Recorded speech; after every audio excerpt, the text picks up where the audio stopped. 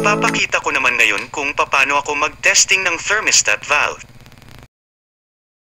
Pero bago ako magsimula, alamin muna natin, ano ba ang thermostat valve, at bakit ikinabit ito sa cooling system ng makina? Ano ang gamit nito? Ang trabaho ng thermostat valve ay magbukara ang valve.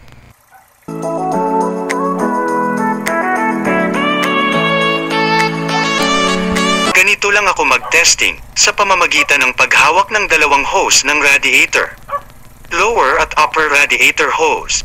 Sa pamamagitan ng paghawak ng dalawang radiator hose, malalaman kung nagbabukas pa ang thermostat valve sa loob ng makina.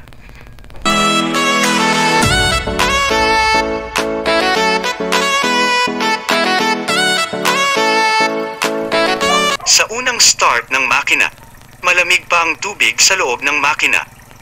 Habang umaandar ang makina, dahan-dahan, umiinit ang tug sa loob ng makina. Pag hinawakan ang upper radiator hose, dahan-dahan din ito umiinit. Ang daloy ng tubig ay papunta sa upper radiator hose, bababa patungo sa lower hose. Saka babalik sa makina.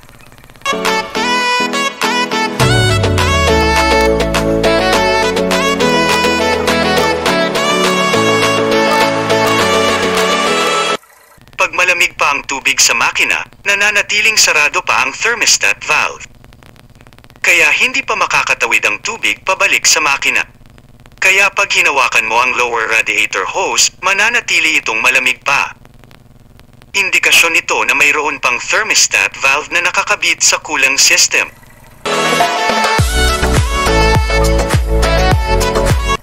Kapag hinawakan ang lower radiator hose, at parehas na kaagad ang init ng upper at lower hose, maaring stock up na nakabukas o tinanggal na ang thermostat valve.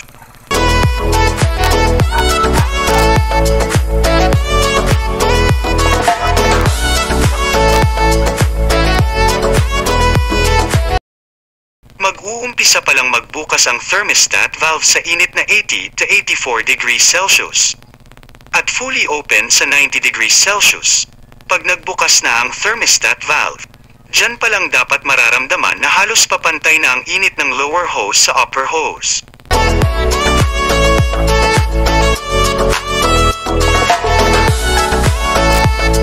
Ito ay coolant indicator light.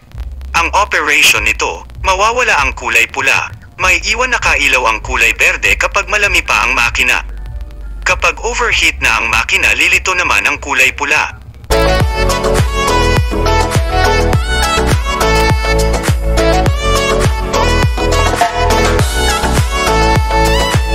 System.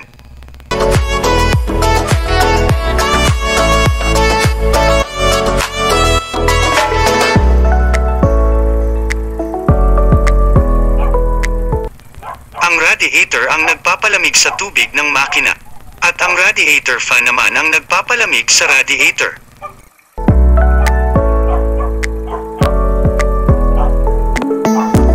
Ngayon alam ko na kung paano gumagana ang cooling system ng makina. Tetestingin ko na ang thermostat valve.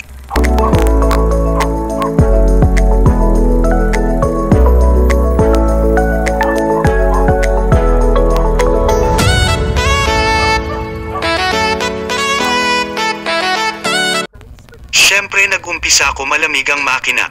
Paalala lang sa gagaya kung meron man. Safety first. Mag-ingat sa umiikot, gumagalaw na parts at bakal na mainit.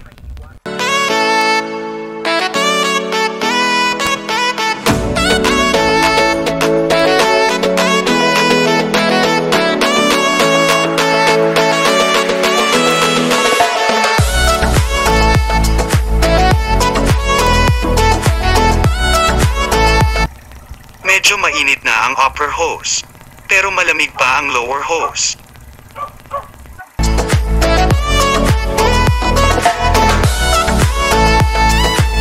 Hinaandar ko lang ang makina hanggang umikot ang radiator fan.